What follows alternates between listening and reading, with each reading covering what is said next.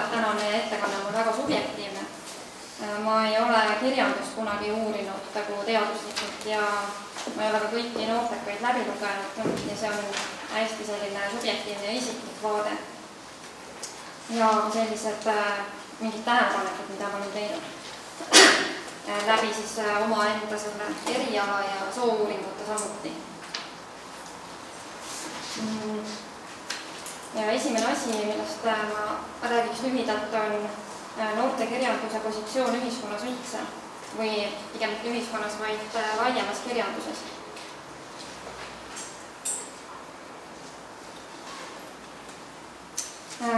Ja sellega ma puutusin ise kokku seoses oma romaaniga, kui sellest on kirjutatud arvustusi või siis lihtsalt mul isiklikult öeldud, siis väga sageli on öeldud, et see on kuidagi liiga mahukas ja liiga filosoofiline, et sobida üleni noorsoo-romaani sellisesse raamistikku. Ja see alati meenutab mulle ühte Kivirähu lauset, mida ta on öelnud, et teda alati iseloomustatakse niimoodi, et on pikk nimekiri tema raamatutest ja siis all on väikselt, et on kirjutanud ka lastele.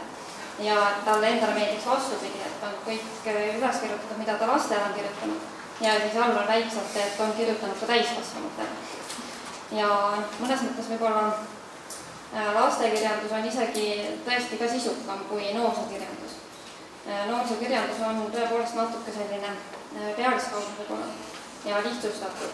Nagu mingil hetkel teemad, see on jälle minu täiesti subjektiivne vaade, et kui lastekirjandus kasutab hästi palju erinevaid teemasid, aga tõsiseid teemasid ja rohkem võib-olla huumorit ja kindlasti fantaasiat, siis noorsokirjanduse ajal nagu järsku kaovad ära väga paljud sellised teemad ja vaatenurgad.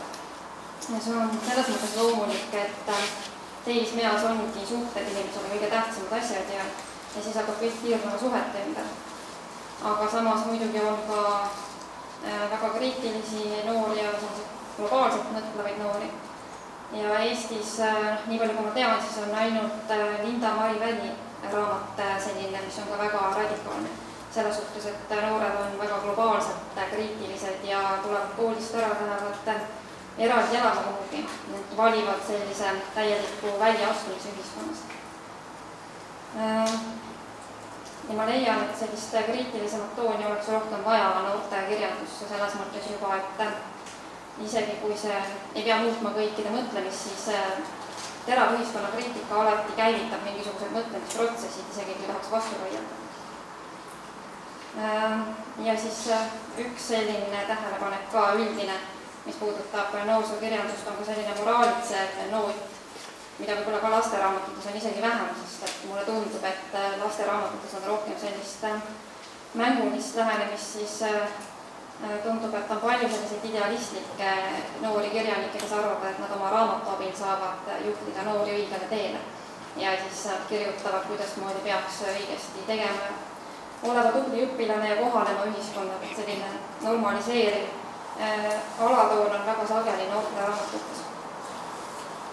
Ja siis teine teema, mis on täpselt samamoodi tegelikult selline õigele teele suunab, on ka need väga roppustest kubisevad sellised kriminaalsed romaanid, mille tegelikult moraal on ka see, et kui te hakkate narkootikume müüma, siis te saadate vanglasse ja see on väga paha.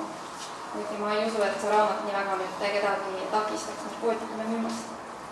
Et pigem võiks olla sellist globaalsemat mõtlemist ja ühiskonnakriitikat ja muidugi ka üldse selliseid erinevaid teemasid noorte kirjandusse. Aga kui võrrelda näiteks nõukogude ajaga, siis muidugi on tulnud ka rohkem juurde just sellist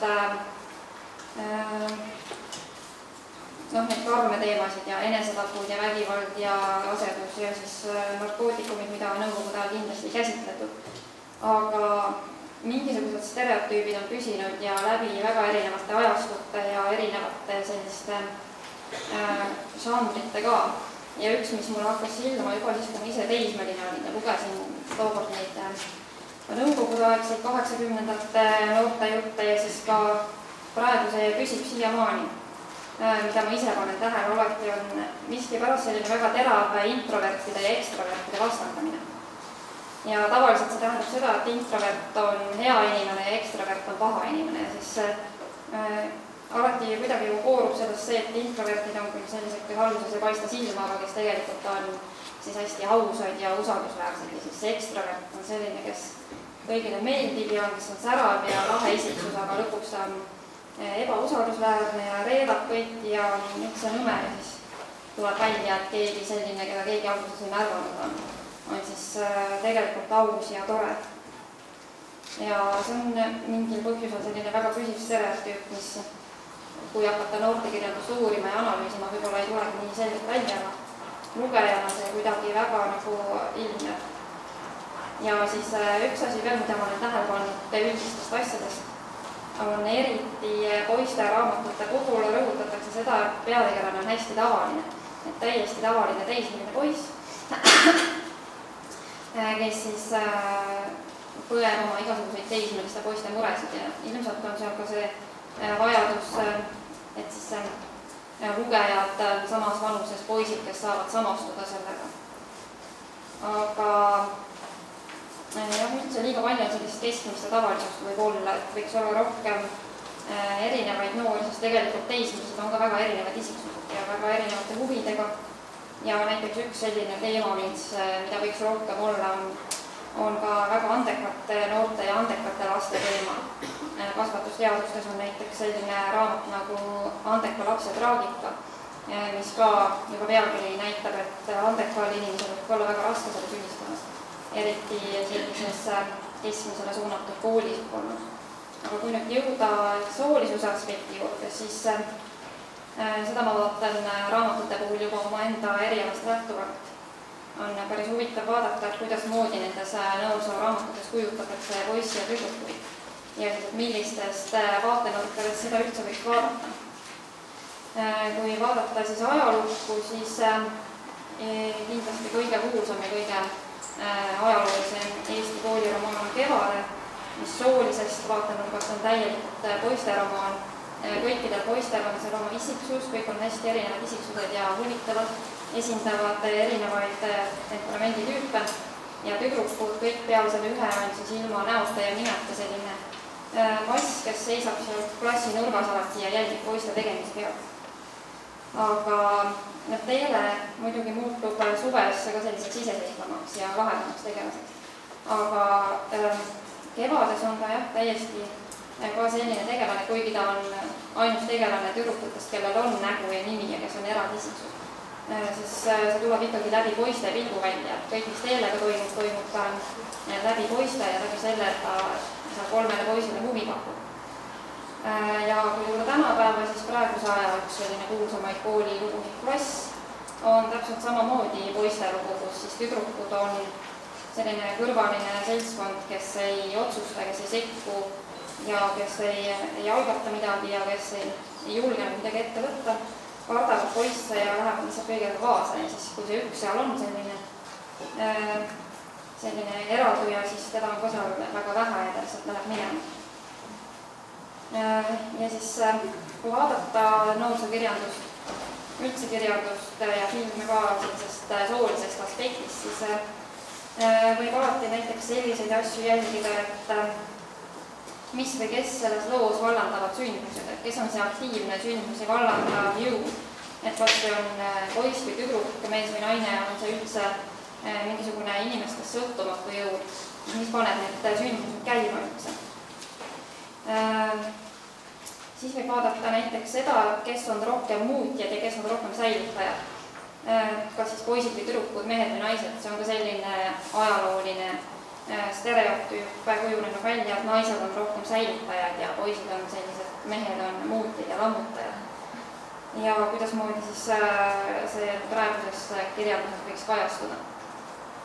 Ja siis samuti üks aspekt on see, et kes on huvitavamad isiksused, kas poisid või tüdrukud. Kevade puhul on selge, et seal on kõik isiksused ongi poisid ja siis on teele seal natuke juures. Aga tänapäeval on kindlasti kirjumispilt. Ja siis ma loen ette, ma tegin sellise asja, ma võtsin praegu poes olevate noorsooromaanide need lühikesed sisu kokkuvõtted või tutvustused, mis haakub ka väga sellise üldteemaga, et kirjandus vaateaknal, milline see noorsookirjanduse vaateaknal praegu on. ja lühendasin neid niimoodi, et jääks alles ainult see, et kuidasmoodi on kirjeldatud peategelast ja mis temaga juhtub ja mis põhjusel juhtub. Ja siis alguses võin öelda, et minu romaani tutvustuse alguses on kohe öeldud, et siis see tüdruk on see, kes pöörab pea peale kooli ja ühe aleliku elu, aga kui siis võtta järjest ja lugeda ette kõik need praegu kohes olevate noortekate lühitutvustused sellisel moel, siis tekib mingisugune külma. Esimene on siis vaikne ja tagasihoidlik neiu, keda koolis kiusatakse, tema ema on alkohoolik ja elu veeretab tema teele takistusi, millega ta püüab toime tulla. Järgmine on tõrjutud tüdruk, kelle elu muutub, keda saab teada, et tal on üleloomulikud võimed. Siis on jälle tüdruk, kes hoidub omaette ja suunab tunded sissepoole. Ja ta päästab enesetappu kavatseva noormehe ja siis see, kes tema sisemaailma pea peale pöörab, ongi seesama poiss. Siis on 4. raamat jälle üksik ja tõrjutud tütarlaps, aga tema puhul on tore see, et ta leiab endale teistsuguse hobi ja hakkab ratsutamisega tegelema ja siis see toob talle kaasa hulga uusi seiklusi ja sõpru. Siis on huvitav näide ongi see, et esimene raamat siin nimekirjast, mis räägib poisist ja kohe on rõhutatud, et see on keskkooli lõpetanud täiesti tavaline noormees. Ja tema on ees siis seiklusrikas suvi, kus noored hõivavad ühe tühjaks jäetud maja. Järgmine on tütarlaps, kes õpib Tallinna eliitkoolis, ent on kõike muud kui tavaline kooliõpilane. Ja mida see siis tähendab, et ta ei ole tavaline, seda, et tema ema on narkomaan ja ta ise on seotud siis salakauba vedajate ja narkomafioosode sünge ja vägivaldse maailmaga. Siis on ka üks spordiromaan, mõned on sellised, kus on ka mingisugune muu peateemaga, siis mingisugune hobi või mingi selline eneseleidmise teema nagu ameti mõttes või laiemas mõttes.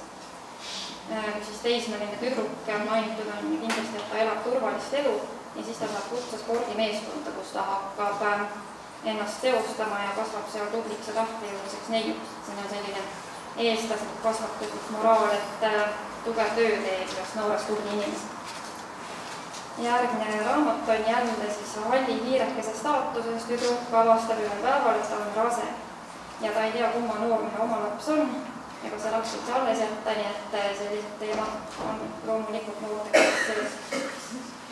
Siis on selline raamat, kus tuleb üks kütkestav ja tark uus poiss kooli ja hakkab kõikide üllatuseks huvi tundma ühe paksu tüdruku vastu ja neil tekib suhe ja samas seda raamatut ma ei ole lugenud ja see ei ole üldse raamatu kohta öeldud, aga siin on jälle tutvustuses see, kuidasmoodi siis see tüdruk on selline naiivne ja armastus ja kõikvõimsuses sinisilmselt uskub tüdruk siis esialgu ei oskagi aimata, mis hirmsad asjad teda ees ootavad. Järgmine raamat on 15-aastane tavaline tüdruk, kes jaaniööl avastab, et ta on sattunud müstiliste olendite sekka, röövitud ja see on selline küll müstiline raamat, aga tore on see, et see tüdruk on siis see, kes on ainukene teismelistest, kes julgeb sellele kurjale röövijale vastu hakata. Siis on selline raamat, mida kirjeldatakse kui, et tüdruk, kes läheb ei tea kuhu ja on ei tea kes, seikleb ringi ja kohtab erinevaid tüüpe ja lõpuks siis ühte müstilist meest, kes rändaja lõpuks turvaliselt koju tagasi toob. Ja ma arvan, et see on sealt, kuidas elada on, kus oli ka midagi sarnast, et ikkagi selline vanem mees on see, kes selle tüdruku toob lõpuks koju tagasi just. Ja sellel raamatul on ka järg, siis kus jällegi see tüdruk elab selle mehega koos ja nagu tutvustuses on öeldud, siis ta ei oska millestki enamast unistadagi. Aga siis järsku korraga ilmub välja keegi minevikust, kes jälle pöörab pea peale kogu tema ilusa elu.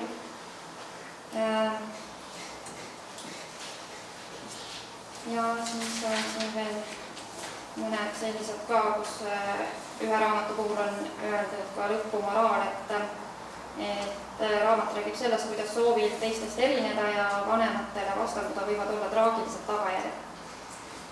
Nii et ikkagi see võib ka tulla sellest, et teismelised on teismeiga on üsna pöörane iga ja inimese arengus tegelikult kõige suurem kriis ja see tähendab seda, et võib-olla täiskasvanutel on mingi vajadus neid kogu aeg raamides hoida ja kuidagi vaigistada ja sellepärast ka on see noortekirjandus natuke selline moraliseeriv ja üritab näidata seda, millised ohud on ja kui palju hirmsaid asju võib juhtuda noortega ja et nad ei hakkaks mässama, et mitte õlitulle lisada.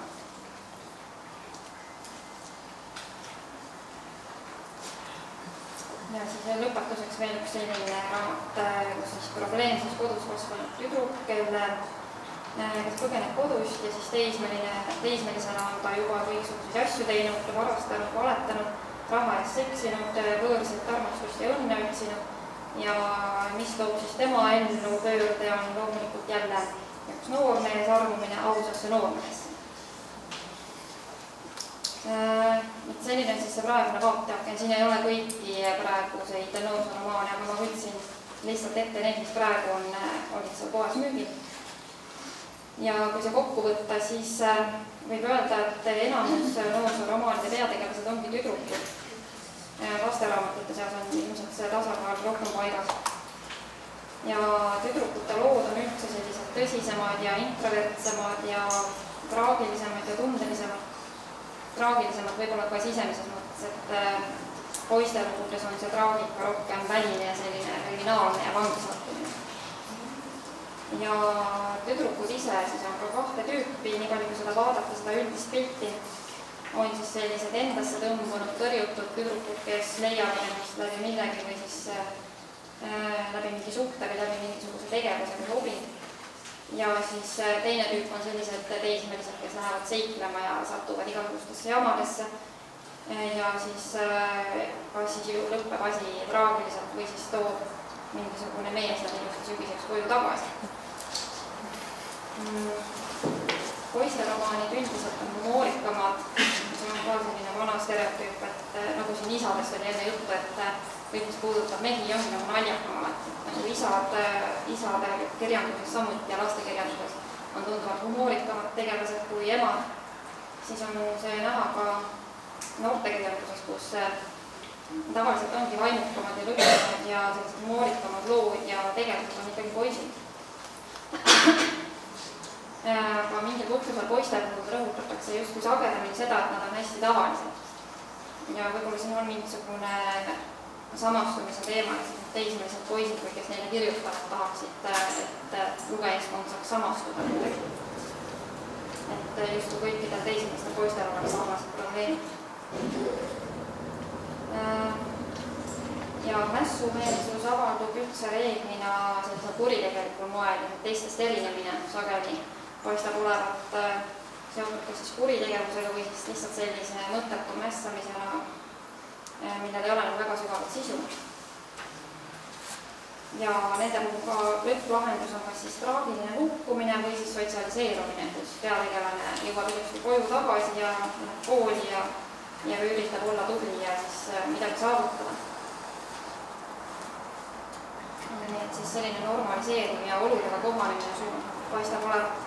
Ma lõpetuseks nüüd selle valguses enda raamatust natuke räägiksin, siis nende tegelaste loomine on ühtepidi hästi spontaanne, tegelased ise tekivad ja hakkavad oma elu elama. Aga samas ma muidugi suunan neid vastavalt oma enda vaadetele ja põhimõtetele. Ja mulle oli oluline see ja praegu eriti tagasivaatavalt on see oluline, et see peategelane on tüdruk, kes on aktiivne sündmuseid käivitav jõud. See on hästi oluline, et kes see on, kes sündmuseid käivitab või muutuse esitab. Ja ta on selline, keda võib iseloomustada kui lammutajat, muutjat, idealisti, suurat mõtlejat, otsustajat, algatajat ja liidrit ja sellist, kes ka julgeb vastutuse võtta. Ja need on kõik sellised omadused, mida on ajalooliselt pikka aega peetud mehelikeks omadusteks. Ikkagi mehed on need suured revolutsionäärid ja algatajad ja muutjad ja lammutajad, naised on alalhoidjad. Ja see paistab ka muidugi emade ja isade rollidest välja nendes lasteraamatutes. Sest ikkagi isad on need, kes mingeid pööraseid asju ette võtavad ja emad kogu aeg vaigistavad ja suruvad raamidesse. Ja vaatavad, et kõik oleks nagu korras kogu aeg ja ohutu. Ja minu raamatus ka omamoodi irooniana on olemas see hämara minevikuga vanem mees, kes samas ei oma mingisugust aktiivset rolli, mingit sellist moraalitsevat või siis see vanema mehe roll, kes tooks nagu tüdruku tagasi maa peal, vaid pigem ta on just vastupidi passiivne ja ta on selline toetav ja abistav jõud. Ja lõpuks see tüdruk peabki täielikult iseseisvama ja saavutama sõltumatuse. Ja kokkuvõtteks ütlekski, et noorsookirjanduses võiks olla rohkem sellist loomingulist julgust katsetada igasuguste laiemate teemadega, sest muidu on põhiliselt teemad on sellised isiklikud väike suhete ring, suhteteemad ja siis kõik need traagilised teemad, mida on ka ajast aega seostatud teismelistele. Enesetapud ja narkootikumid ja rasedus ja kõik sellised asi. Need on nagu nii ja nendel teemadel peab ka rääkima, aga kindlasti võiks juurde tulla palju rohkem mingeid värvikaid teemaid ja erinevaid huvisid ja valdkondi. Ja siis kindlasti ühiskonnakriitika, sest et ka teismeliste seas on neid, kes on väga ühiskonnakriitilised ja kes mõtlevad väga laialt ja ka globaalselt. Ja mõtlevad sellest, kuidasmoodi, mis on valesti ühiskonnas, et mitte alati ei ole kõige õigem kohaneda sellega ja püüda olla hästi normaalne ja keskmine, vaid äkki ka hakata muutma midagi ja teha midagi teistmoodi. Ja kindlasti mitmekülgsemad tegelased, et tegelased ei oleks liiga stereotüüpsed. Nii soolisest aspektist kui ka üldse. Ka emade ja isade puhul oleks väga tore, kui oleks rohkem emasid, kes oleks sellised aktiivsed ja huvitavad ja humoorikad. Sellega ma lõpetan täna.